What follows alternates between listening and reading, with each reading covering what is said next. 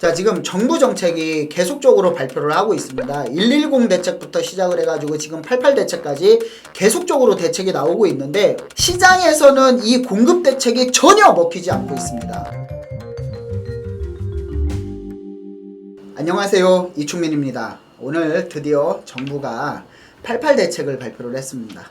제가 급하게 좀 한번 읽어봤는데 장장 27페이지나 됩니다.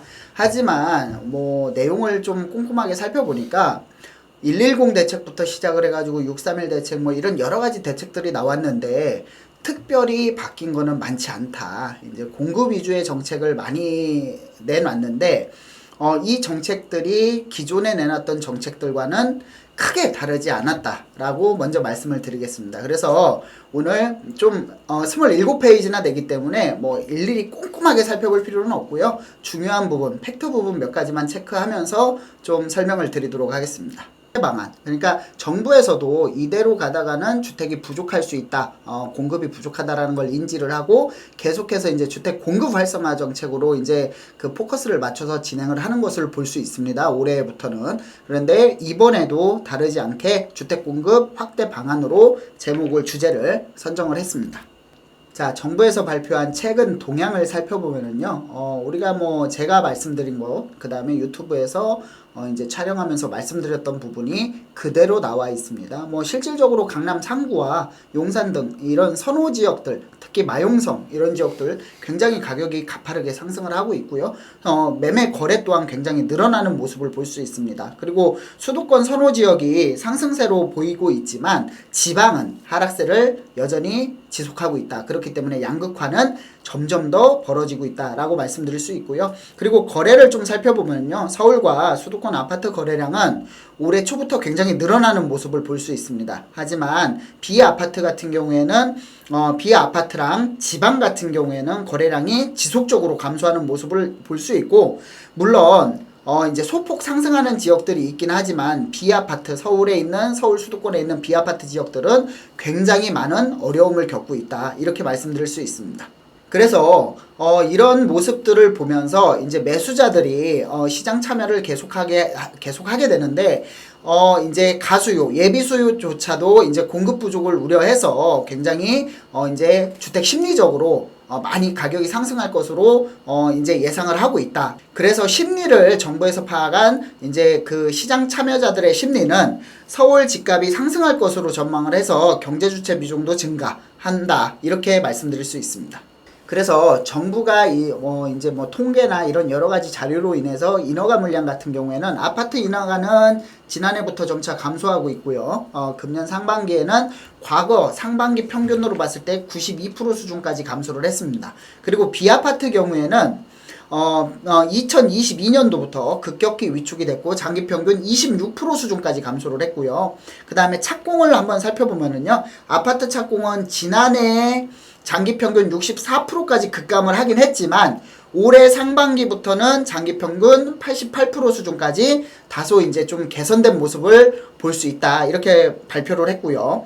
그 다음에 비아파트 같은 경우에는 인허가와 마찬가지로 장기 평균 26% 수준까지 감소를 했기 때문에 굉장히 큰 폭으로 감소를 했다. 공급 부족이 굉장히 심각하게 대두되고 있다라고 말씀드릴 수 있습니다. 준공 또한 마찬가지입니다. 아무래도 착공과 인허가가 부족하다라고 하면은 준공도 당연히 부족할 수밖에 없는데요. 자, 준공을 살펴보면은요, 아파트 준공은 지난해부터 증가를 해서 올해 상반기 실적은 평균 대비 140%까지 이제 상승을 했는데 최근에 착공이 굉장히 위축이 된 모습을 볼 수 있죠. 그렇기 때문에 2, 3년 뒤에는 입주 물량, 이제 준공 물량이 굉장히 감소할 것이다라는 그런 우려를 정부에서 계속 표명을 하고 있습니다.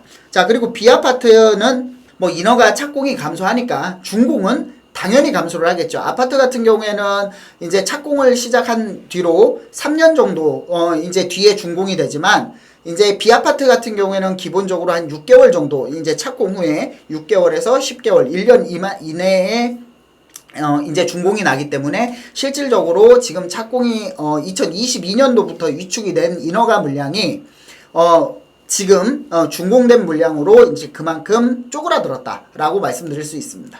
그래서 이번에 정부에서 발표한 추진 88 대책, 88 대책에서 추진 방향을 좀 살펴보겠습니다. 이게 이제 이 27페이지의 메인 페이지라고 볼 수 있는데요. 이 부분에 대해서는 기존에 나와 있던 그 정책들, 정부 발표와 거의 일맥상통하는 그런 거를 볼 수 있고요. 여기에 이제 조금 더 추가됐다 이렇게 볼 수 있습니다. 자, 안정된 주택 공급 확신을 할 수 있는 실천 방안을 통해 우량 주택 공급을 확대하고 국민 주거 안정을 실현하겠다. 자, 이게 무슨 얘기냐면 확신할 수 있는, 그러니까 심리적으로 앞으로 공급이 늘어날 테니까 너무 걱정하지 말고 너무 이렇게 비싼 가격에 사지 마라. 너무 패닉 바잉 하지 마라. 그러니까 좀 자제해라. 이렇게 이제 이런 뜻으로 해석할 수 있고요. 추진 방향을 좀 살펴보면은 도심 내 아파트 공급 획기적인 확대. 그러니까 말 그대로 지금 서울시에서 굉장히 추진하고 있는 게 신속통합기획구역이죠. 재개발, 모아타운과 신속통합기획구역, 그 다음에 뭐 역세권 재개발, 뭐 이런 여러 가지 재개발이 있는데 절차를 간소화하겠다.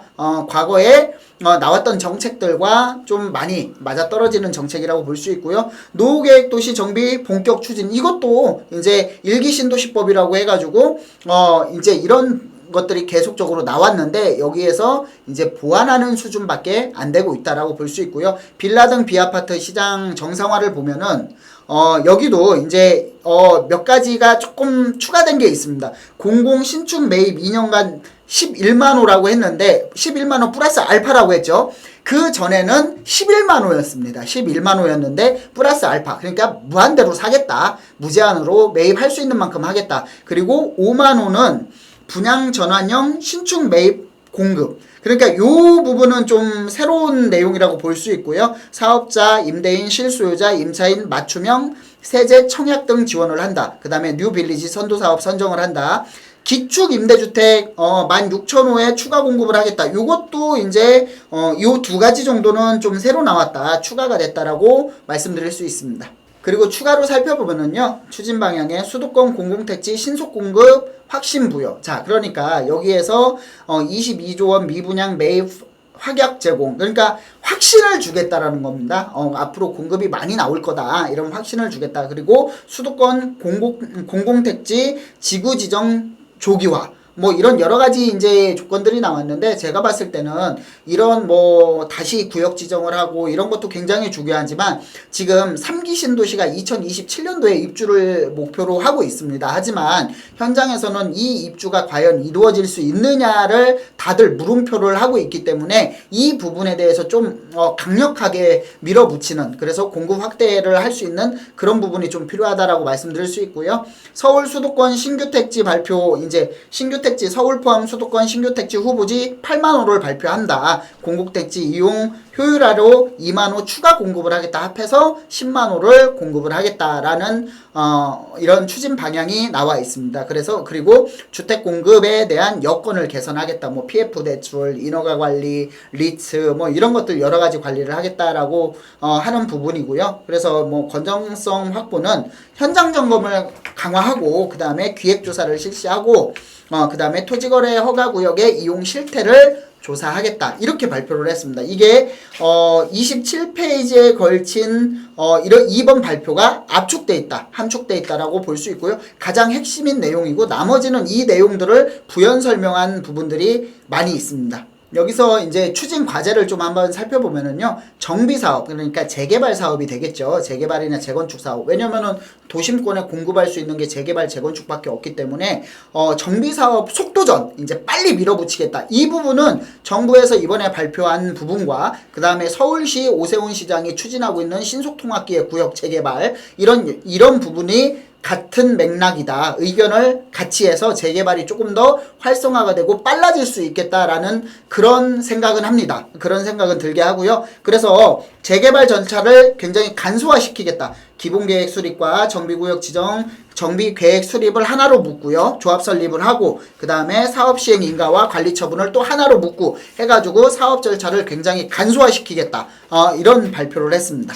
그리고 또 여기에서 이제 조합 설립이 이제 굉장히 중요한데요. 재건축 같은 경우 조합 설립을 위한 동의 요건을 좀 완화하겠다. 지금 75%에서 70%로 완화를 하고요. 원래 동별 2분의 1 이상의 동의를 받아야 되지만 이제 동별 3분의 1로 이제 그만큼 완화를 해서 좀 빨리빨리 진행을 할 수 있게 서울 도심에 공급을 빨리 할 수 있게 이렇게 하겠다라는 그런 발표를 했습니다. 이어서 좀 살펴볼 부분들이 사업 시행에 대한 거, 그 다음에 인허가 의제 대상을 최대한 확대하고 관리 처분에 대해서도 이제 분양 공고 통지 기한도 단축을 해서 사업 시행을 최대한 빠르게 진행을 하겠다. 그리고 이주하고 착공해서 이제 대출을 좀 조합원들한테 활성화 시켜주겠다. 이제 이런 부분이 있고요. 인허가 지원 같은 경우에도 이제 공공기관에서 이제 법정 처리 관리를 강화하고 관계기관 이견에 따른 지연 방지를 위해서 기관들끼리 공공기관들끼리 이견이 있을 수 있죠. 그렇게 되면은 사업 진행이 굉장히 늦어지는데 거기에 따른 지연 방지를 위해 지자체의 합동 조정회의를 신설하겠다. 이런 발표를 했습니다.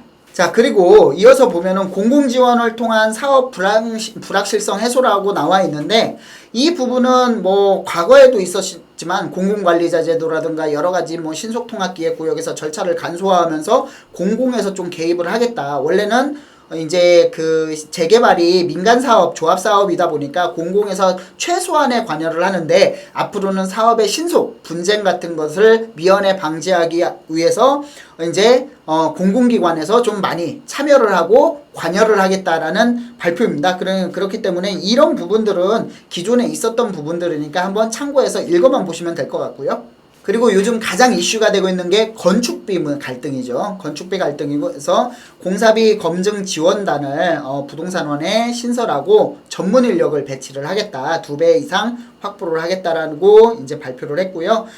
분양 빈도가 높은 마감재의 종류나 수준 비용 등 입찰 참여 시부터 건설사에게 상세하게 제시하도록 검증을 하겠다. 이렇게 발표를 했습니다.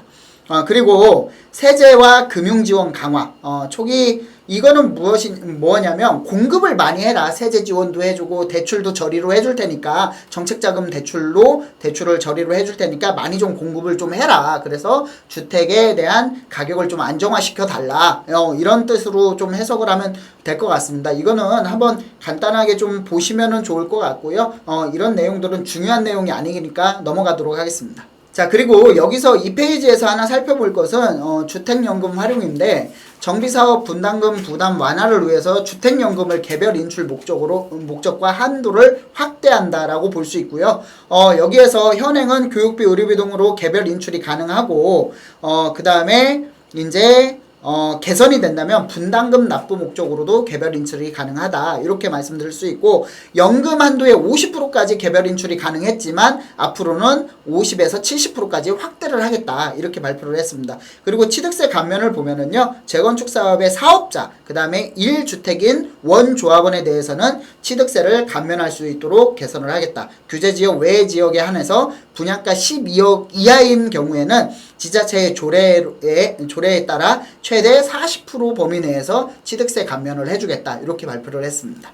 그리고 용적률이 굉장히 좀 중요한 부분을 차지하죠. 뭐 재건축이나 재개발이나, 왜냐면 용적률에 따라서 세대수가 증가를 하고, 세대수가 증가하면은 일반 분양분이 많아지고 조합원에 대한 추가 분담금이 낮아져서 사업 진행이 굉장히 빨라지는 이런 효과를 누릴 수 있는데, 그래서 이제 용적률을 정비사업의 최대 용적률을 법적 상한 기준으로 추가로 허용을 하겠다. 이렇게 발표를 했고요. 이런 뭐 세부적인 내용들은 뭐 한번 읽어보시면 될 것 같고, 그 다음에 임대주택도 의무 비율이 있습니다. 임대주택도 의무 비율이 있는데 이것 또한 완화를 하겠다. 그러면 임대주택의 의무 비율이 완화되면 또 일반 분양분이 늘어나는 그런 효과를 볼 수 있다라고 말씀드릴 수 있습니다. 그리고 여기서 이번에 좀 눈여겨봐야 될 것이, 재건축 부담금을 폐지하겠다. 주택시장 안정이라는 제도 도입 취지와 달리 주민 부담과 그 다음에 주택 공급에 대한 위축 등의 부작용을 고려해서 제도를 폐지하는 것을 추진한다. 하지만 요거는 법률이 이제 국회에 상정이 돼 있지만 실질적으로 국회에서 계류 중이다. 이 부분은 국회 통과돼야 되는 부분이기 때문에, 법이 개정돼야 되는 부분이기 때문에 국회 통과를 원칙으로 한다. 이렇게 말씀드릴 수 있습니다. 자, 그리고 이어서 일기 신도시 중 노후계획 도시 이제 정비라고 말씀드릴 수 있는데, 요게 이제 다른 거는 아니고요. 뭐 선도지구 선정, 그 다음에 요런 것들, 그 다음 2026년 최초 인허가를 2029년까지 이제 조금 늘렸다. 기간을 늘려놨다. 이렇게 말 수 있고, 그 다음에 기본 방침은 일기 신도시 같은 경우에는 기본 계획을 공개하고 미래 도시 펀드를 추진하겠다. 11월에는 일기 신도시 정비 선도지구를 선정하겠다. 이렇게 발표를 했습니다. 그리고 전국 노후계획 도시 정비 기본계획을 본격적으로 수립을 할 것이다. 이렇게 이런 내용이 포함되어 있습니다. 자, 아파트 공급도 중요하지만 공급 활성화 정책도 중요하지만 가장 지금 이슈가 되는 게 아파트 외 비아파트에 대한 이제 시장 정상화입니다. 이게 무수히 많은 이제 정책들에서 이 내용이 나와 있지만 아직까지 정말 효과를 보고 있지 못하고 있다라고 말씀드릴 수 있는데, 자, 이번 대책도 제가 먼저 읽어봤지만 사실 특별히 바뀐 게 없다. 물론 기축주택을 매입을 하는 거, 이제 기축주택을 LH에서 정부에서 매입을 해서 임대주택으로 공급하는 거, 이런 것들이 좀 추가가 됐습니다. 그리고 이제 뭐 6년 단기 임대 제도를 부활시켜가지고 이제 그러면은 이 주택수에서 이제 배제하겠다. 이런 부분들이 좀 나왔는데 한번 살펴보도록 하겠습니다. 지금 빌라 등 비아파트 시장 정상화가 목표입니다. 정부 같은 경우에는 서울 지역의 경우 비아파트 공급 상황이 정상화될 때까지 공공주택을 전월세로 무제한 공급하고 세제, 대출 등 지원으로 사업성 및 속도를 제고하겠다. 그러니까 지금 실질적으로 이 내용을 살펴보면은 아직도 좀 안타깝게도 정부에서는 현실적으로 시장이 왜 이렇게 문제가 됐는지를 전혀 조금 인지를 못하고 있나 아니면 피하고 있나, 이런 부분 같습니다. 한번 살펴보면은요, 매입 규모를 확대하겠다. 그러니까 신축을 지으면 정부에서 사줄게. 11만 호였는 지난번에 발표했을 때는 11만 호를 이제 하겠다. 그리고 시세의 90% 정도의 임대를 놓겠다라고, 임대를 주겠다라고 했는데 11만 호 플러스 알파가 추가가 됐죠. 그러니까 뭐 서울 같은 데는 무한대로 매입을 하겠다라는 발표를 했고요. 서울은 비아파트 공급 상황이 정상화될 때까지 무제한으로 매입을 해주겠다. 굉장히 좀 획기적이고 참신한 그런 정책이라고 볼 수 있습니다. 참 얼마나 세금으로 매입을 많이 해줄 수 있을지는 모르겠지만 이런 부분들은 이제 시장 정상화보다는 이제 공급자 위주로 혜택을 많이 주는 정책일 가능성이 높아진다, 이렇게 말씀드릴 수 있고요. 매입 속도를 제고하겠다. LH 내 수도권 신축 매입 총괄 전담 조직을 신설해서 빨리, 그러니까 지금 7개월 걸렸는데 앞으로 4개월로 단축해서 한 3개월 단축시켜가지고 빨리 이제 매입을 해서 시장에다가 물건을 풀겠다. 임대 물건을. 그리고 공급 기반 강화, 민간 사업자의 참여 활성화를 위해 각종 세제 혜택과 자금 지원 등, 그러니까 정부 정책 자금으로 저리로 대출을 해줄 테니까 많이 좀 해줘라. 공급을 해줘라. 그래서 세제 혜택을 좀 살펴보면은요, 공공 신축 매입 공급을 위해 멸실주택은 주택수에 포함을 안 시켜가지고 기본세율로 적용을 한다. 취득세를. 이렇게 발표를 했습니다. 이어서 살펴보면은요, 그래서 또 자금 지원, 허그에서 신축 매입 임대 PF 특약 보증 가입 시에 총 사업비의 90%까지 1금융권에서 저리로 대출을 해주겠다. 이게 무슨 얘기냐면 정책 자금으로 대출을 해줄 테니까 저리로 해서 많이 공급을 해라. 이렇게 되는, 이런 뜻이라고 좀 보여질 수 있습니다. 이 경우 주로 2금융권 대출을 받는 사업자들이 1금융권 대출을 보다 쉽게 받을 수 있게 되어 낮은 금리로 안정적인 자금 확보를 통해서 공급을 활성화할 수 있다. 이런 취지라고 볼 수 있습니다. 자, 분양 전환형 신축 매입, 신규 도입, 이 부분에 대해서는 추가로 이제 새로운 정책이라고 말씀드릴 수 있는데요. 자, 이거는 뭐냐면, 기축을 사거나 아니면은 한 건물을 사서 6년 동안 임대를 놓고 나중에 이제 6년 뒤에는 분양을 하겠다. 이런 간단하게 이런 뜻이라고 볼 수 있습니다. 최소 6년 임대 후 분양 전환 가능한 신축 매입 주택을 새롭게 도입하여 26년부터 입주 가능한 도심 내 신축 아파트 등을 신속하게 공급한다. 공공 신축 매입 11만 호 중 최소 5만 호를 분양 전환형 신축 매입으로 한다. 자, 이게 무슨 얘기냐면요, 자, 이제 그 LH가 이제 이거를 통으로, 빌라를 통으로 매입을 합니다. 20세대짜리, 뭐 19세대짜리 통으로 매입을 해서 6년 동안 임대를 주고요. 그 다음에 이거를 이제 분양을 합니다. 그러니까 우리가 지금 임대 아파트 같은 경우에는 뭐 5년짜리 임대 아파트, 10년짜리 임대 아파트들이 있죠. 그 다음에 임대 기간이 끝나면 분양용으로 전환을 되는데, 이제 분양을 할 수 있게 되는데, 이 이제 비아파트도 요런 거를 도입을 해서 좀 분양을 할 수 있게 하겠다. 이렇게 말씀드릴 수 있습니다. 이 개요를 좀 살펴보면은 매입 임대 중에 입지와 구조가 좋은 주택을 저렴하게 임대료로, 저렴한 임대료로 일정 기간을 거주할 수 있도록 한 후에 임차인에게 우선 매각을 준다. 우선 매각 할 수 있는 그런 권리를 준다. 입주 분양 전환 시 주택 도시 기금으로 저리자금 대출을 지원해 줄 것이다. 그리고 매입 대상은 실수요자 선호도가 높은 주택을 분양 전환이 될 수 있도록 아파트를 포함한 중형 평형 위주로 매입을 한다. 그리고 공급 대상은 무주택, 중산층, 실수요자 등을 대상으로 공급을 하겠다. 이렇게 발표를 했습니다.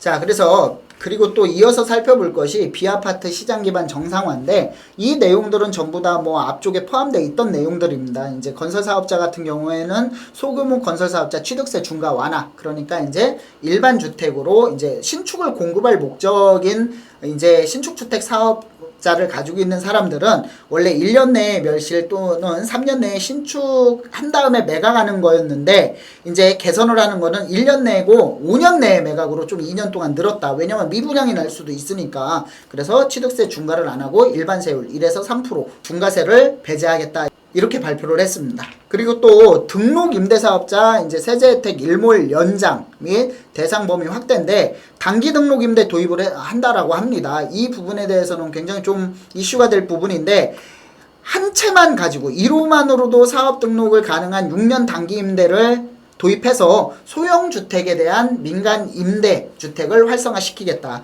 그래서 또 일몰 연장을 살펴보면은요, 임대사업자의 등록 임대주택은 장기 또는 일반 공공지원에 대한 취득세, 재산세 감면 일몰 기간을 연장하겠다. 원래는 올해 말에 끝나는 거였는데 2027년 12월까지 이런 취득세나 재산세 감면에 대해서 연장을 하겠다라고 발표를 했습니다. 그래서 임대사업자에 대한 혜택이 지금 많이 이제 쪼그라들고 있는 실정에 조금 더 이제 연장을 함으로써 임대사업자들의 숨통은 조금 더 트일 수 있다라고 볼 수 있습니다. 그리고 이어서 살펴볼 부분들이 이제 주거사다리, 실수요자들 주거사다리 역할을 빌라가 많이 했었는데, 주거사다리 역할이 지금 전세사기 때문에 완전 끊어졌다라고 볼 수 있습니다. 그거를 다시 회복하는 그런 계기로 만들겠다라는 건데, 이제 생애 최초 소형주택을 구입하는 자는 취득세 감면 한도를 확대하고요. 그 다음에 청약 기준을 완화해 줍니다. 빌라를 하나 가지고 있다라고 하더라도 청약을 원래는 1주택자로서 청약에 제한을 많이 받았는데 지금 무주택으로 아예 인정을 해버린다라고 합니다. 그렇기 때문에 청약에서는 굉장히 좀 유리한 부분이 있다라고 말씀드릴 수 있고요.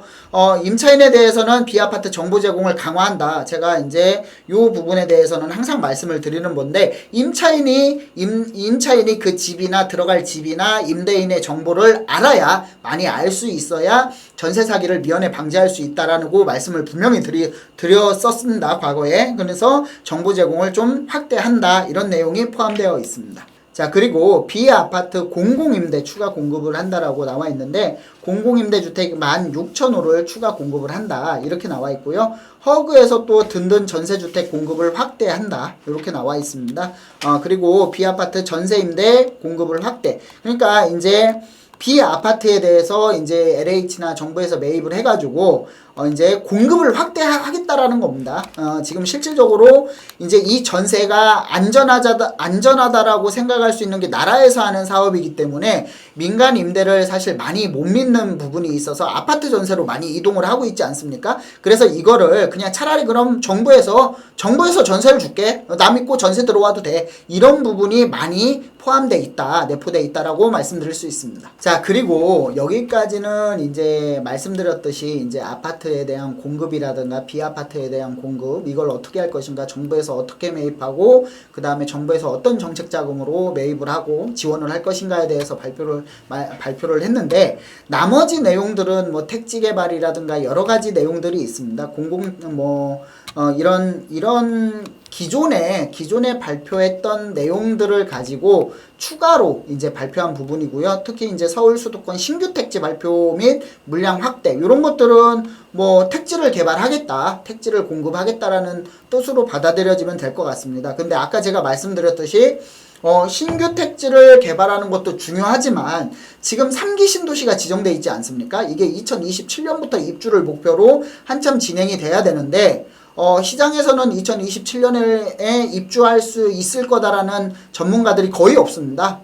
왜냐면은 이렇게 사업이 진행되면 불과 이제 3년밖에 안 남았는데, 실질적으로 3년밖에 안 남았는데 지금 이제 착공을 해서 시작을 해도 부족한 시간인데 지금 굉장히 어려움을 겪고 있죠. 그렇기 때문에 택지를 새로 지정하는 것보다는 지정해 놓은 그런 지역들을 3기 신도시를 보상을 빨리 해주고 그래서 공급에 좀 초점을 맞추는 것을 더 유리하지 않겠냐 생각이 됩니다. 그래서 여기 뭐 주택 공급, 여건 개선 뭐 이런 것들이 많이 나와 있습니다. 많이 나와 있는데 이 내용들은 실질적으로 기존에 나와 있던 내용들을 추가로 이제 덧붙여서 부족한 부분을 덧붙여서 발표를 했다라고 볼 수 있고요. 자, 그래서 오늘 조금 두서없이 오늘 바로 발표가 나와가지고 두서없이 이렇게 촬영을 하게 됐는데 이런 부분들을 한번 자료는 제가 띄워 놓을 테니까 한번 꼼꼼하게 읽어보시는 부분도 필요할 것 같고요. 그래서 가장 중요한 핵심 내용은 제가 말씀을 다 드렸다라고 볼 수 있습니다. 그래서 이 정책으로 인해서 부동산 시장이 어떻게 큰 영향이 있을 것 같지는 않습니다. 실질적으로. 그래서 좀 많이 아쉽다라고 말씀드릴 수 있는데 앞으로 또 정책들이 계속 나와야 되겠죠. 이걸로 시장이 안 바뀐다면. 그렇기 때문에 한번 이 정책이 어떻게 시장에 반영되는지 한번 지켜볼 필요가 있다라고 생각합니다. 자, 그럼 오늘 88 대책 이것으로 마무리하겠습니다. 감사합니다.